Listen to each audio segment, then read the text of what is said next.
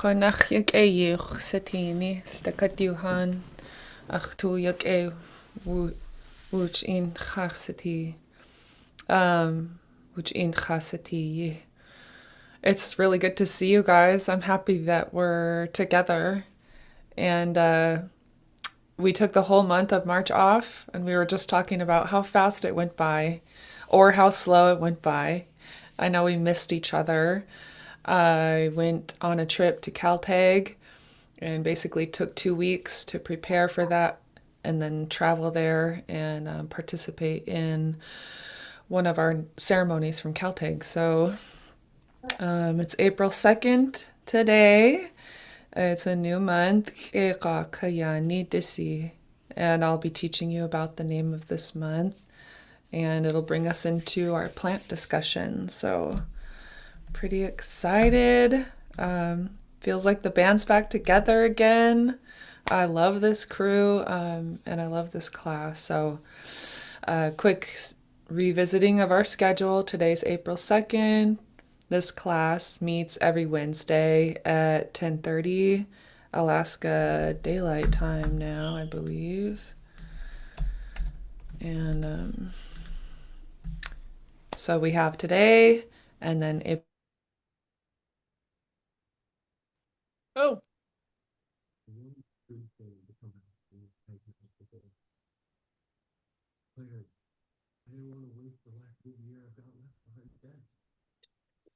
Did she go frozen? She went frozen. Yeah. Yep.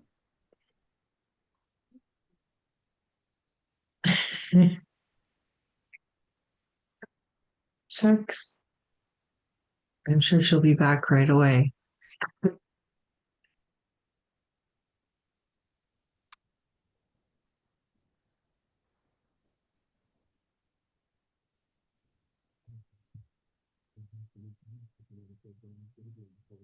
Yeah, it looks like she's got to log back in.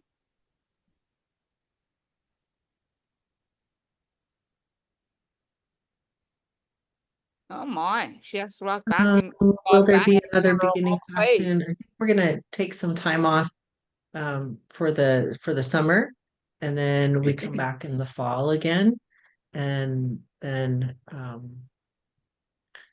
that's kind of been the routine. We're all so busy during the summertime.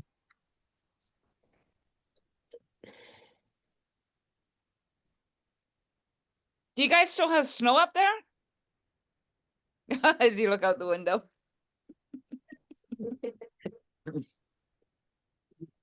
On the mountains. We just have a little bit on the foothills and that's it. Nothing in town. We're already going up to like 16, 18 degrees. It's Mm. you never know what to wear. But sometimes it's sunny and cloudy and 8 degrees and then wear a hoodie and then all of a sudden you go out and it's in the afternoon and you're dying because you're overdressed.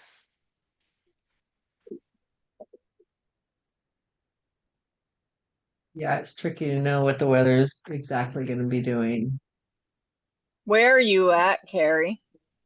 In Vernon, BC. Oh, okay. So that's in the Okanagan.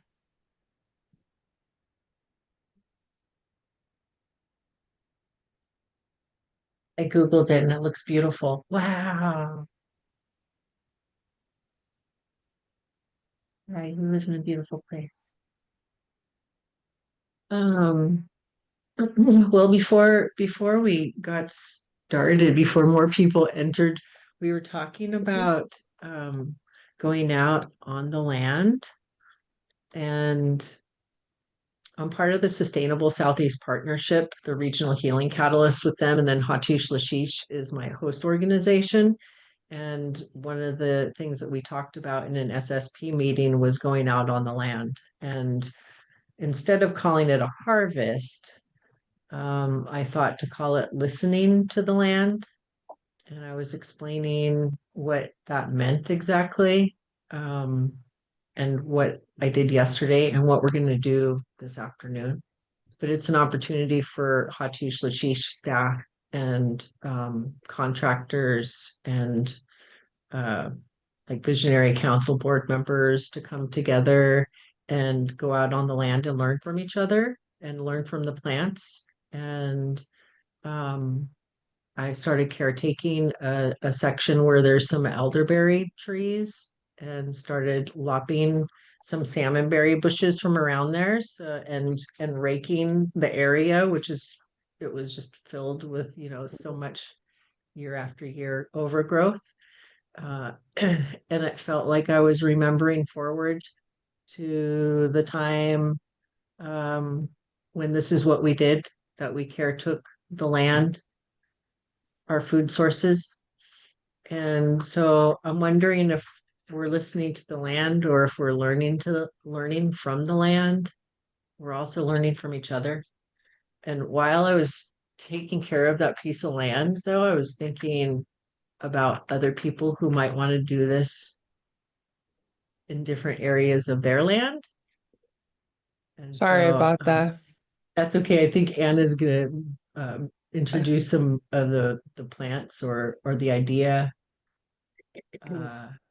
through some of her slides. So now you guys got some background information. Thank you, Jamie Ann. My computer glitched. I forgot to restart it when I got back from my travels, so it decided to let me know.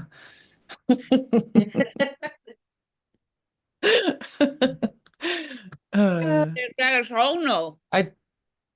I just remember King Gesti saying we have relationships with everything, including technology, and mine was just letting me know I didn't do what I needed to do.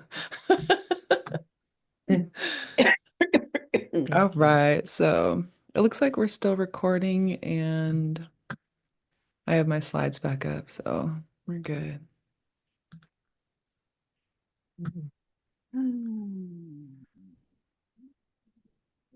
All right, can you guys see my slide here? Yes. Awesome. Enough cheese. Oh, now it says reconnect. Oh, that was just me. That was my phrase for maybe I jinxed myself by using that phrase. I just meant for us to reconnect together. So yeah, how was your guys' this month of March? Did anyone take other classes or study, or how did that go? I didn't It's okay if you did. I didn't do anything because I had I cut up my feet with glass by accident and then I sliced my eye, and so Ouch. all accidents. So Yeah, got out I of hope you're the okay. oh yeah, my feet are all healed up and my eyes healing. We took the steri strips off, so yay. Oh, okay. Yeah, be careful with those eyes. Yes. I've only got 2 of them. Mm-hmm. I Anybody did. else want to share? I did a few days of the MOOC with the Outer Coast. It was a good experience. They actually ended up speaking a lot about KTOO protocol, which was really helpful, especially for the herring potlatch that's coming up. So it was nice to kind of have a refresher if it's been a while since you've been to a party. So, but the language, they had a lot of really good language for when you're in those like ceremonial spaces. So, but I think they had recordings too. I'm happy to try to find them and email them. Oh, awesome. Yeah, thank you. Please do share. That MOOC is an excellent program. For people who aren't familiar, MOOC stands for Massive Open Online Course, and it's hosted through Outer Coast College. And their whole mission is to make education more available, accessible by providing classes free of charge, which is awesome.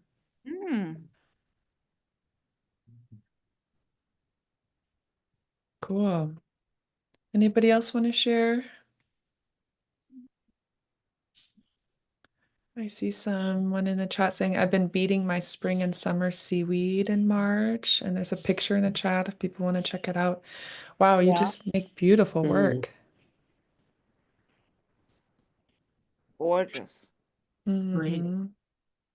And I just want to say thank you to the person who commented that when whoever asked where I was from, and for them to say we love Canadians. So Oh, that makes nice. me feel good.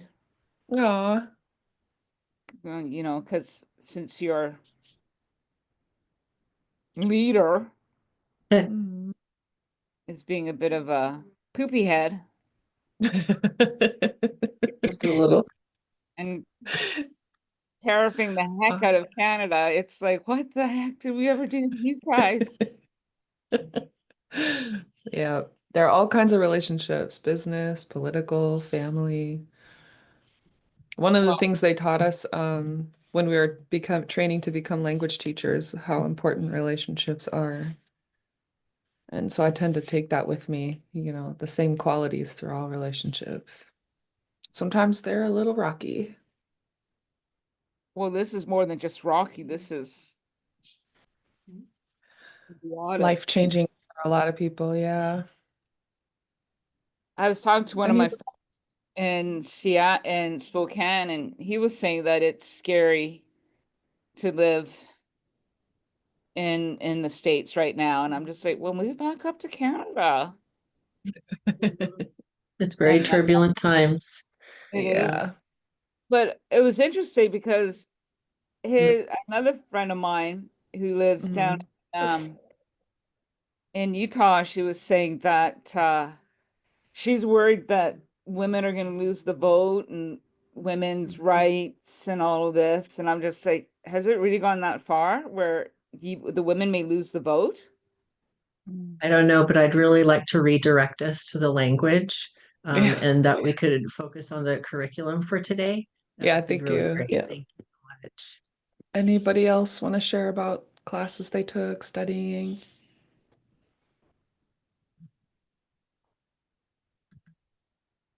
All right, I'm going to share with you guys about my time in Kaltag. Kaltag is the village in Alaska where my dad is from. And so I have a lot of family there. And we have some pretty strong traditions in Kaltag. So here's a map just to orient where the heck is Kaltag. We have Anchorage down here. And to get to Kaltag, you can drive or fly up to Fairbanks and then take either travel on the river. Well, I guess you'd have to get to Nenana and travel on the river. Or in our case, we took a small plane from Fairbanks to Kaltag. And there's a Wow. little more closer zoomed in image. Some of the villages we have relationships with, starting Backriver, Ruby, and then you go down current to Galena, and then farther downriver where the Kayaaní River meets the Yukon is Kayaaní Village, and then Nulato, and then 36 miles downriver from Nulato is Kaltag, where my dad's from. Wow. Yeah. There's a mountain pass here to Unalakleet, so we actually have a pretty strong relationship with the village of Unalakleet as well. And my great grandpa, Big George, his native name was Simara. He used to be a mail carrier, and so he would travel by dog team. His leg went from Nulato to Kaltag, and then across the mountain pass to Unalakleet. And that's actually where he Holy. met. Yeah, it's actually where he met his wife, my great grandma Lizzie, Nila Tóoch, after whom I'm named. And he did And that all by dog team? by dog team, yeah. I think snow machines showed up in, I think my dad said the 1970s, but until that, people all traveled by dog team. Because that would be a couple days, would it not, to travel that? My dad was raised by them, his grandparents, and he said sometimes his grandpa would just be gone for like 2 weeks. And so I know he took the mail, but also he would be traveling around. What Oh, language do they speak there?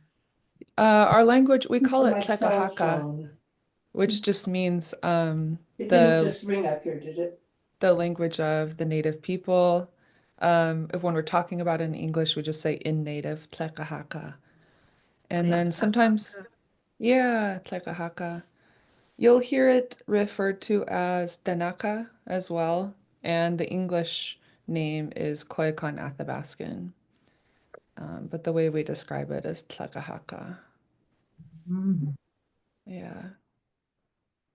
And there are different dialects of our language. There's Central, which would be spoken in this area, Rampart, Ruby, the Central Yukon River, and then there's the lower dialect, which is what we speak down here in Kaltag and Nulato, and some differences there.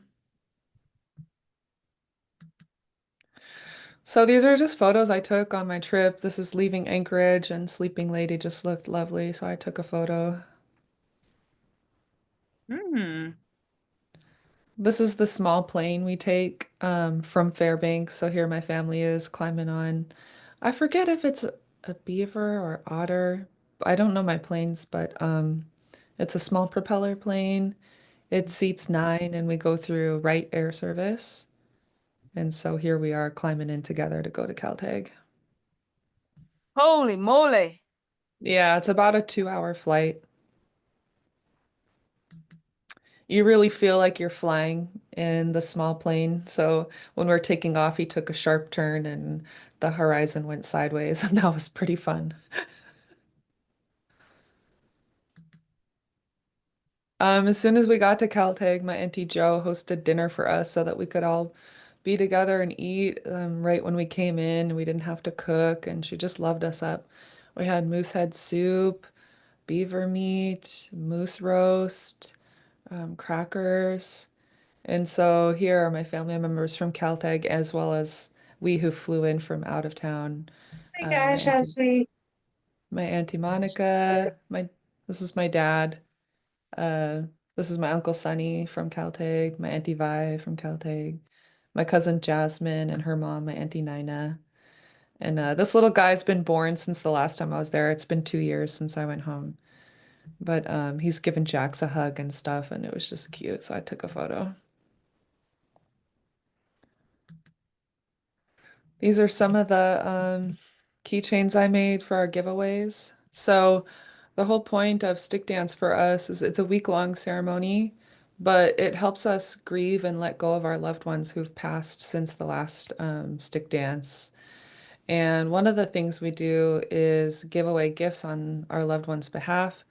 So in my family, we put away my late grandmother Gina, and these were the kind of things that she would make in her life. And so I made them as mementos to her nieces, my aunties, so that they could just have something kind of sweet and small to remember her by.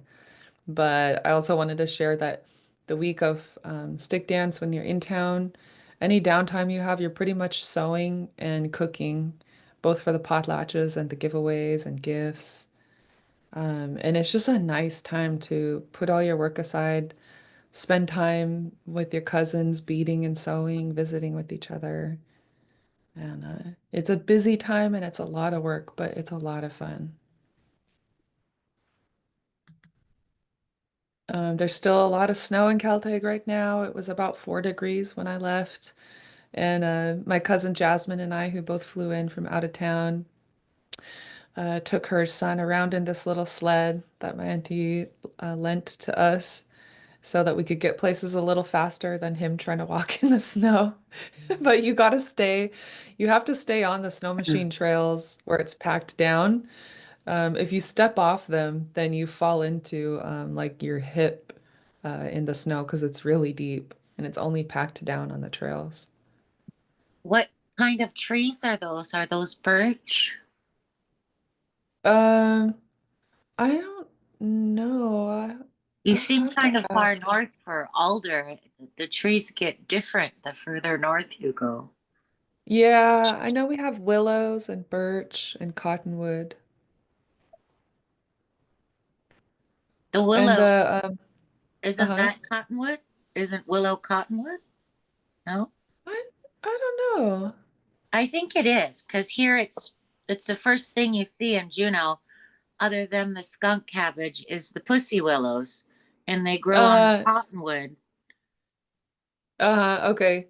Yeah, my auntie said that the pussy willows started budding already because they had a really warm spell last month, and now it's cold again. But yeah, our weather's a little strange.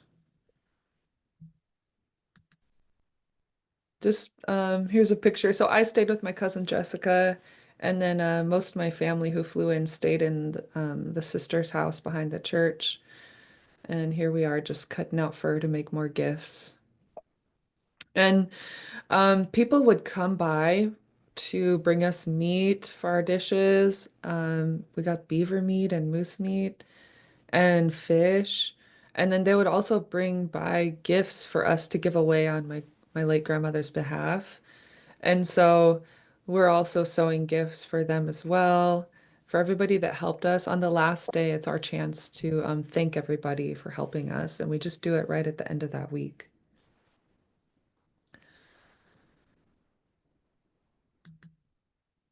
This is my cousin Tristan in the middle. He emceed and coordinated the whole stick dance. And it's a lot of work, and I'm really proud of him for stepping up and doing that. This is his dad on the left, Tubby, and this is his uncle on the right, John Madras. And they were our three speakers for the event. They took turns. They did a really good job, both letting us know announcements that needed to be known, what times things were going to be if there was a schedule change, but then also guiding us through the process because the whole point of stick dance is to help us grieve, to deliberately put our bodies through the grieving process, to rejoice with each other. There are many families there honoring and putting away their loved ones. And so we all get to go through that process together, and it's very, very healing for us. And it's a big responsibility for the speakers to keep guiding us along. And they did a fantastic job. So I was really thankful for them. In the morning, I would walk over to the sister's house to pick up our dish, and we dress somebody. So if you're honoring someone at stick dance, you dress someone who helped you with that person's life, or helped you with their funeral service, or guiding us along to do the right thing. And so we dressed my Auntie Jo, and each morning we would cook her breakfast and bring her a dish. So I was walking over to pick up the dish, and I took this picture of the sunrise. I think it was like -10 that morning. And just beautiful to be walking around outside in the cold air.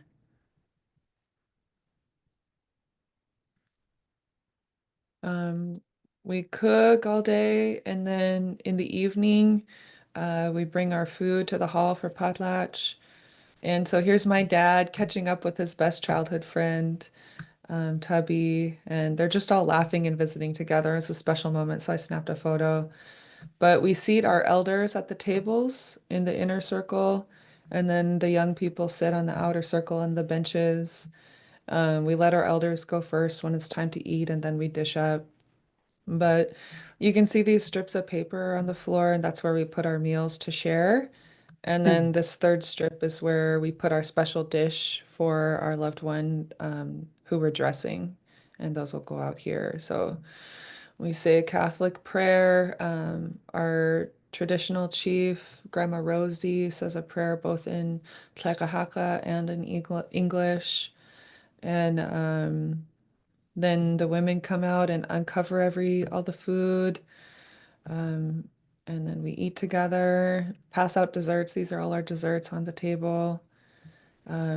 Bring lots of food. They remind us, don't let cooks take their hard work home with them. Make sure you fill up your dishes and bring it home, lots of leftovers. So the whole week of stick dance, there's just tons of good food to eat. Boiled meat, pasta dishes people make, all kinds of things. Is this like a potlatch? Yeah, this is the potlatch portion. And so our stick dance our event lasts a whole week, and this is repeated daily. The potlatch, stories, times for us to share, and then we eat, and then we come back for dancing. But we do the same thing each night. And so with it being your family member who passed away, then it's another branch who hosts, who makes all the food and We will do it. We you actually eat would do it? it on be our family would do it on behalf of my grandmother. And so Oh. we're putting on the potlatch while we honor her.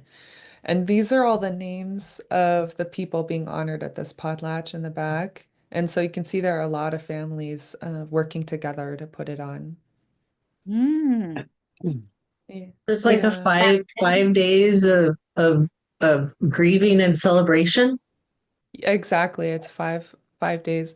Actually, it's 7 days. But I had to come back on Saturday. But normally I would have stayed until Monday. But it's So every yeah. day That's there's gonna be beautiful. a meal. Thank you. Yeah, every day we would have it. Have different meals. Wow. Mm-hmm. Yeah, and we kind of planned because we flew some food in and then of course people brought us meat to share. But we kind of planned out our meals, what we were gonna cook. And my cousin Liam brought his wife Sarah, and she became our designated cook, and she did a really fantastic job. Does your community do this often, Anna? Yeah, we do it every year, and the reason Kaltag and Nulato have a special relationship is that we take turns hosting. So this year, Kaltag hosted. Next year, Nulato will host, and we just do every other year. But it's held every March. I love it. Yeah. It's a beautiful ceremony. Thank you. So Yeah. part of it too is writing a song for your loved one, and this helps us grieve because we take memories of them, things we loved about them, and we write it into a song, and then one person from each family sings it, and we call them the new songs. And Mm. so this is like a quiet time. Everybody stands up front, all the dancers, and I sang our song. It was my first time making a song, but I had a lot of help. And the way I went about it was to ask my dad and his sister, my aunties, what memories do you want to share about your mom? Not long stories, but just simple one short phrases that can be turned into lyrics.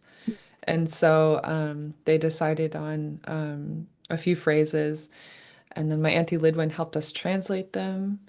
And so when I came to my Uncle George, who's a singer, and asked him, hey, can you help me turn these lyrics into a song?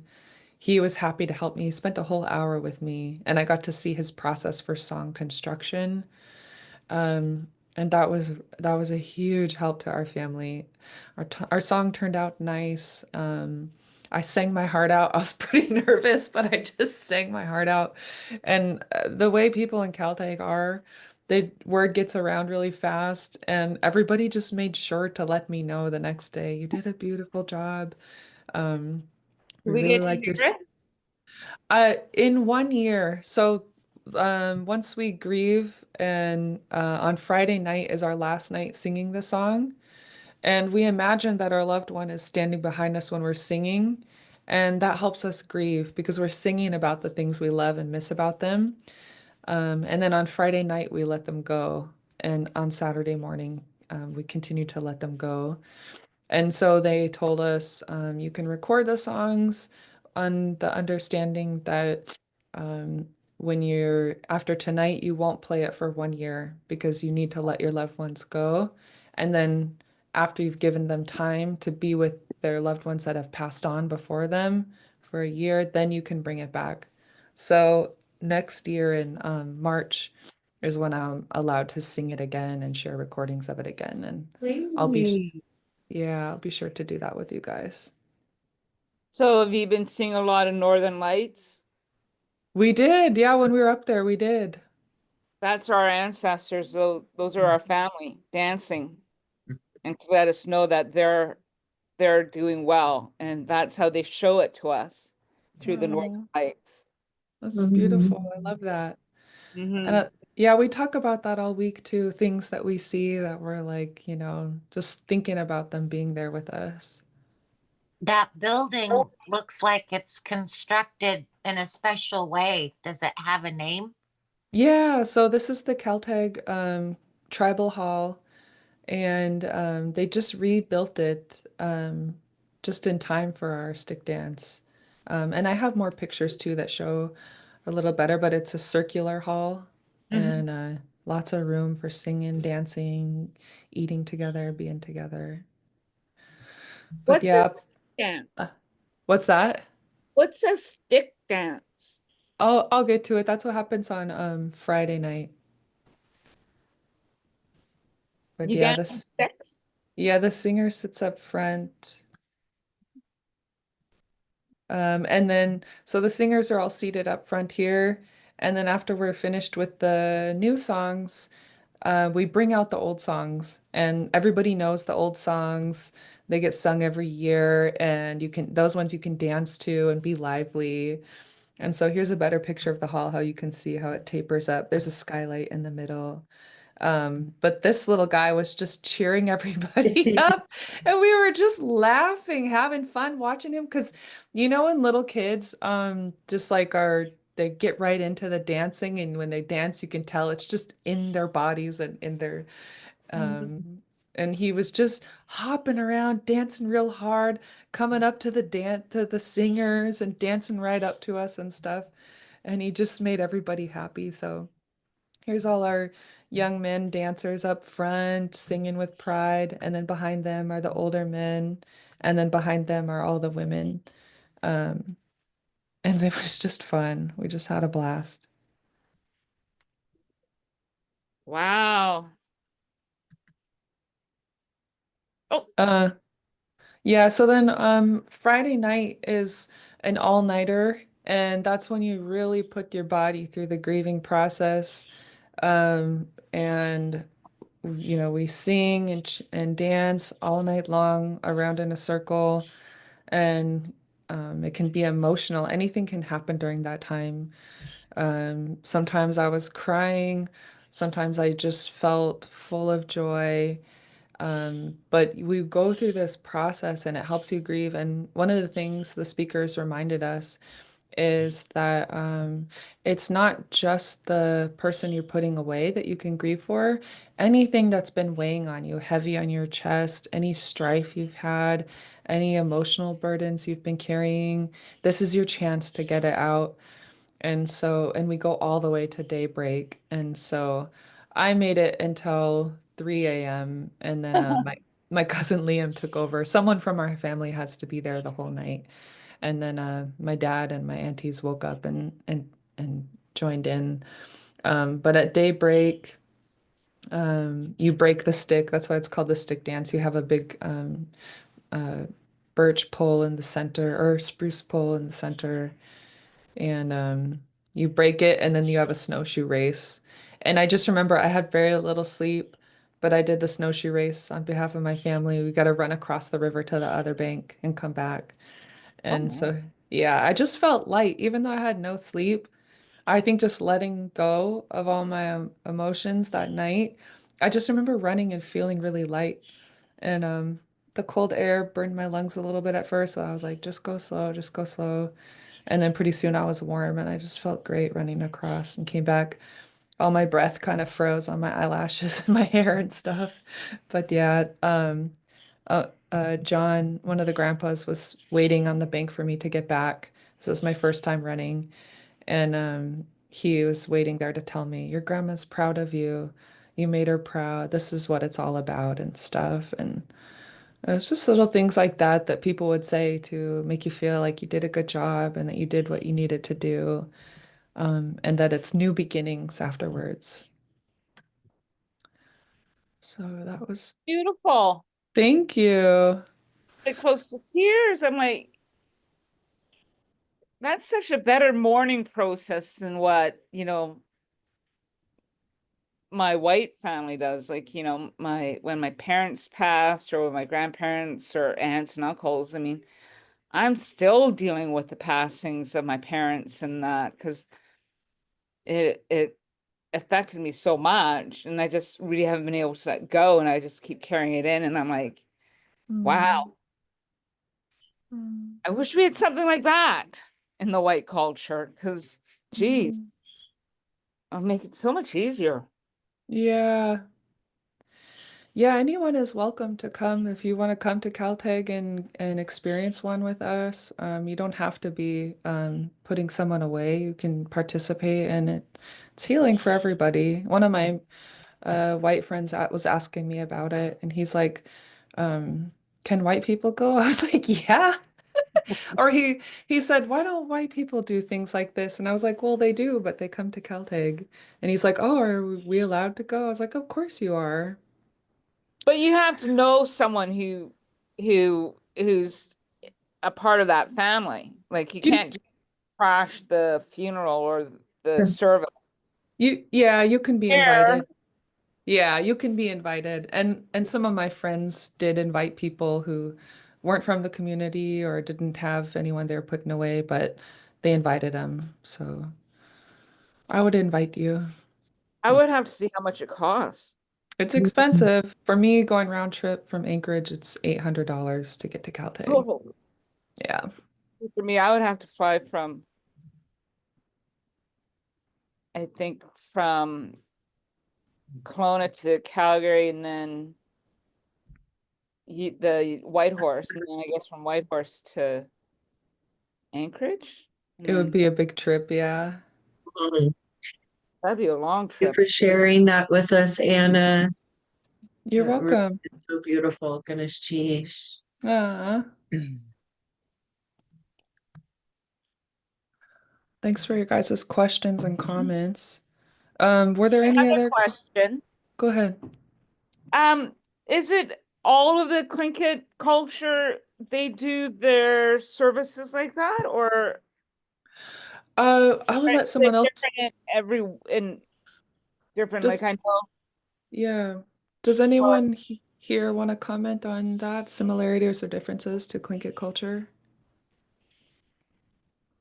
Um, Kuik is traditionally would last longer than it does now.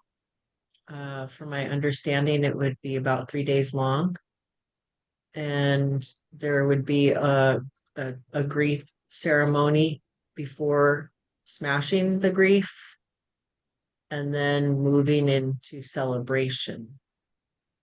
Um, and there's lots of food, songs, dance, stories. But now it is about 24 hours, usually less than that, maybe about 20 hours. Some people go longer, but it kind of just depends. There are similarities, um, but not like doing the griefs and then ceremony and then moving into celebration for several days in a row. Thank I you. don't know that that would be repeated every day because all I've experienced is the one ceremony in a day or two. Mm, When I was a child, we went to Angoon, and I remember that ceremony being very, very long, like a mm, couple days, mm, definitely a day and a half. And um, and there was at that time a whole bunch of women who were sitting at a table who would be instructing the men. The men would be the ones leading, but the women were really the ones leading. I don't know. Anyone mm, else? Diane? Oh, yeah, my first Kuwait was in Clickone. I was invited by Agnes Bellinger, and it lasted about 4 days. And it was my understanding they could go for weeks. And as you're sitting at the table and they're passing out anything from food to clothes to blankets to money, if you left your chair, you would no longer get what's passed out, and people would fall asleep in the chair. And I remember Pete Marks singing, and just a lot a lot of stuff getting piled in front of you where you couldn't see past it anymore. I remember getting some of Jenny Lynn's handkerchiefs, and I still have Wow. This is So, Catherine. Can you hear me? yeah, it's yeah. a great memory. Okay. Aw. Like Mark. The word kui itself in Tlingit means all things spiritual. So it could be a naming, a totem raising, what we would know as a memorial potlatch. So it could be all things that have to deal with our spirit. And the beautiful words I love is when we switch from mourning to celebration of this person's life and the memories they've shared with us and given us is changing of the tide. And so at some point in the kui, someone will announce the tide is changing, and then we will change to a happier event. But almost everything that you described is similar to what we do in Tlingit culture, and has become a little more abbreviated because of ferry schedules, flights, people going back to work, that type of thing. It's a little bit different now, but it's very similar to exactly what you said. So I would be very comfortable with you, with your events. Yeah, it is about eating your loved ones' favorite foods and sharing stories. Yeah, I also remember when I was younger, part of it being the hat dance when people are getting their names. And I feel like that was towards the end. Uh-huh. Um, Yeah. Well, I have a question about that tide. Yeah, go for When the it. tide's changing, is the tide going out? Do you know when they say that the tide is changing? Does it signify the Usually tide's it's usually when they call it, somebody is actually looking at the tides. And so some of them will follow the tide when it actually changes in the morning. But usually it's changing and coming back in. So it just depends on who's leading the kui, what family leader, clan leader, because the men are still considered the leaders. The women are in the background doing all of the work. So we dance in the back, same way you do in Kaltag. Oh. Yeah. The women are in the background really leading. yeah. Us would call it being the backbone. Yeah. Ah. I mean, it's interesting because I know when my biological mother passed away, um, there they had it wasn't the the clan name I think like there's the frogs, the whales and stuff, and we're the frogs. And when my biological mother passed, then it was, I don't know, the killer whales or the ravens or someone, one of those clans, they hosted, so they cooked all the food for the frog clan, and then we waited a year for the headstone potlatch. So apparently in Carcross you wait a year to put the headstone on the grave, and then that's where, as the frog clan, we would cook all the food and we would provide gifts to the clan that hosted the meal and took care of us at the time of our loved ones passing. So I think it's all different everywhere, how people do things. Yeah, exactly. That's beautiful. Thank you for sharing. Here in Southeast, it's the opposite clan, ravens. If an eagle passes, whether it's Wishkiton, Pagwanton, or Chukanady, then the ravens will take care of the eagles when that member has passed. And then when it comes time for the kui, then the eagles shark and wolf will thank those that carried them while they were grieving. So it's Yeah. similar to exactly what you said, Carrie. Yep. And those people that are taking care of you while you're grieving, typically someone is named Nakani, which is the most knowledgeable and is there with you constantly until person is at rest. Mm-hmm.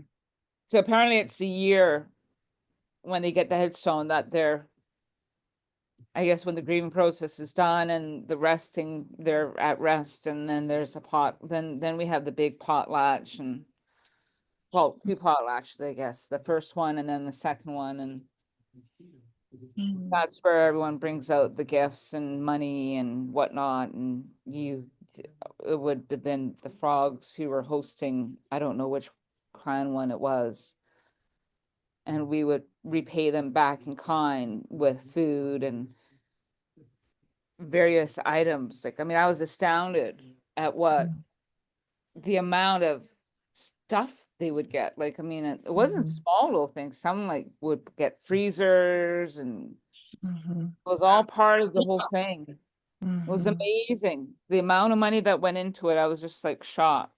Yeah, I'm always astounded by the generosity of our peoples when we have gatherings like this, like how willingly people give, and out of love. And in our family, in our case, people would come by with fresh moose meat and be like, for auntie, for auntie. That's how they love up your family, show how much Yeah. they loved your loved one. Yeah.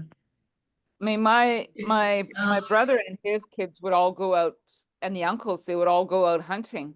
They would start hunting as soon as they could, and then bring in moose, mountain sheep, whatever, and prepare it. And then the skins would all get made into like jackets or gloves and whatnot. And it was just like, okay. It was almost like they see who can outdo one another. And I'm just like, you guys, that's like, I mean, I love the tradition, but that's expensive. Mm-hmm. I Yes. could yeah, it's based on the foundation that the more you give, the wealthier you are. exactly. And the more powerful you are in the hierarchy of the clans. The way I see it though, it's also based on faith. Because if you give it away, then you're on faith going to be provided for. I think it's actually beautiful. Yeah, thank you for sharing that. Such a beautiful conversation. Someone pardon me, had mentioned about totem pole raisings and stuff. I should send you pictures, Anna, because in 2018 we did the clan totem pole raisings in Carcross. And I took a lot of pictures, and my nephew took a lot of pictures, because that's when he was doing that documentary, that CBC doc on me, and that was amazing in itself, just to be there to watch that. I mean, I've never seen, I mean, probably when I was very little, I remember I saw something, but I found it very interesting, and all the people that came and everything. I mean, it was all the clans, because every clan pole was raised that day. So it was pretty cool. I'll have to Yeah, send you some pictures and yeah, maybe video. nice. We have time for maybe one more question or comment. I love this conversation. I don't want to cut it short.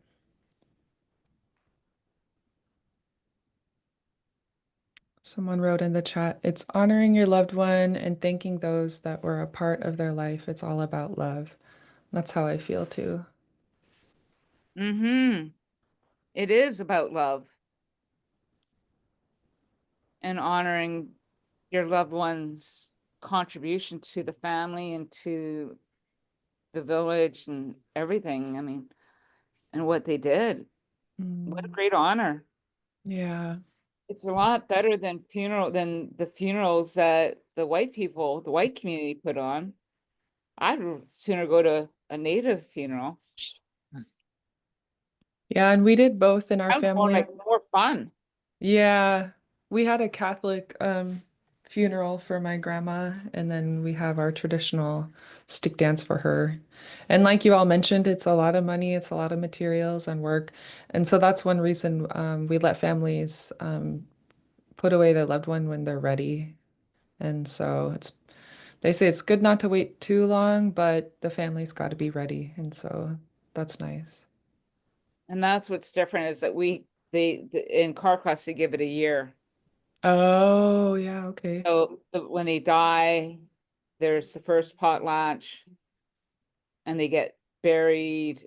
Yeah. So they get buried, then they have the potlatch, and then you wait a year for the headstone potlatch. Mm. And then Well, it's this like, is, wow. yeah, Another this is, question. I noticed in Carcross, they build little houses over the person's grave and then a little fence and stuff to keep the bad spirits out and the good spirits in. Do they do that in Alaska as well? Uh, well, for our family, in Koyukon culture, one thing we do before it's time is we shovel off the graves. So we clear them all off, so that they can be with us through the ceremony. It's part of our grieving process. I don't know about Southeast Alaska. How do you guys feel? In some areas, I've seen that. Different cemeteries have that. I saw it on Prince of Wales Island. Um, Mm. Nice.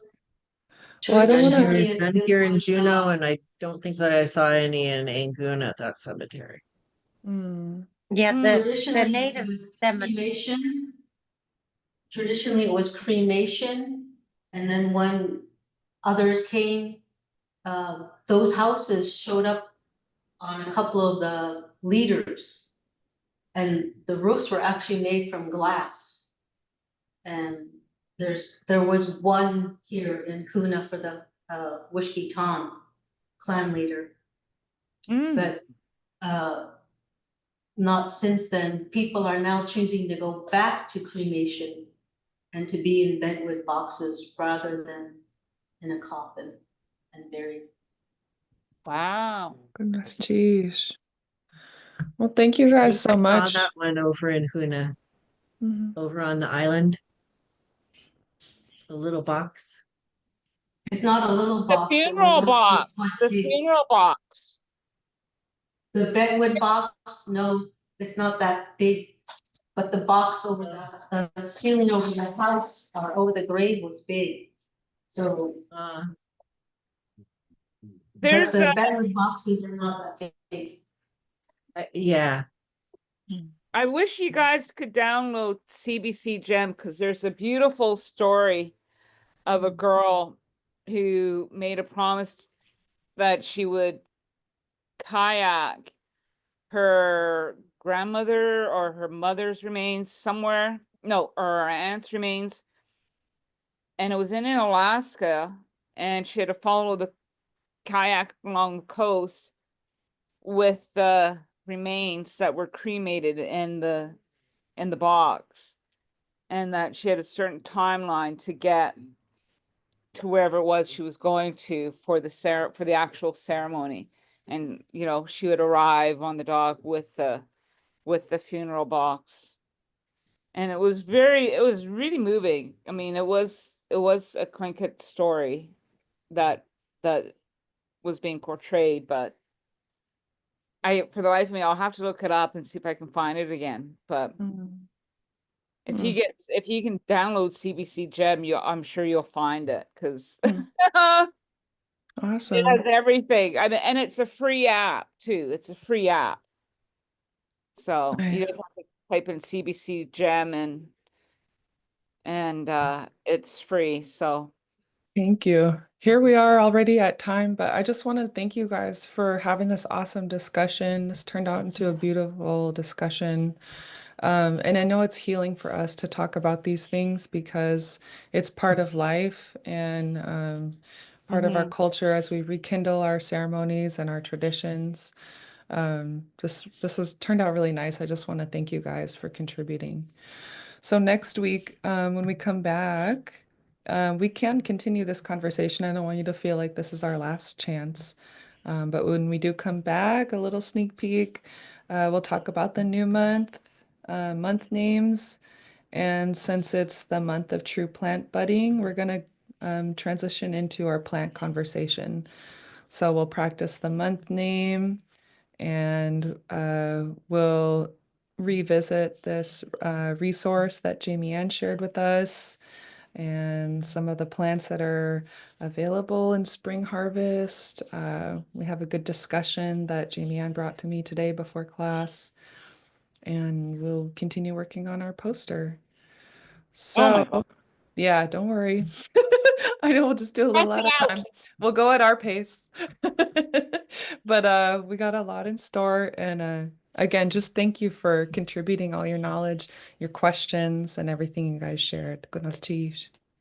Well, goodness, Shisha Anna, for sharing your story and your what you went through and what you had to go through, and so really thank you from the bottom of my heart for sharing that. I know it was probably a little bit emotional, so thank you so very much. Aw, Gonna okay. Well, that's a Johansson. Good night. Thank you guys as well. See you next week. Have a good rest of your day.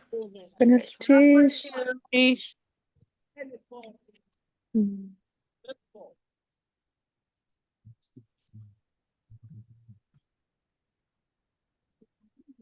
And Jamie Ann, do you have anything for me? I'll send you some plants of the month. Uh, and then, yeah, I got to get into lateral kindness meetings. So I don't Good. even know what's happening, but Okay, good. Well, good luck. I hope it goes well. okay, we'll talk to you later. Okay, bye. Bye.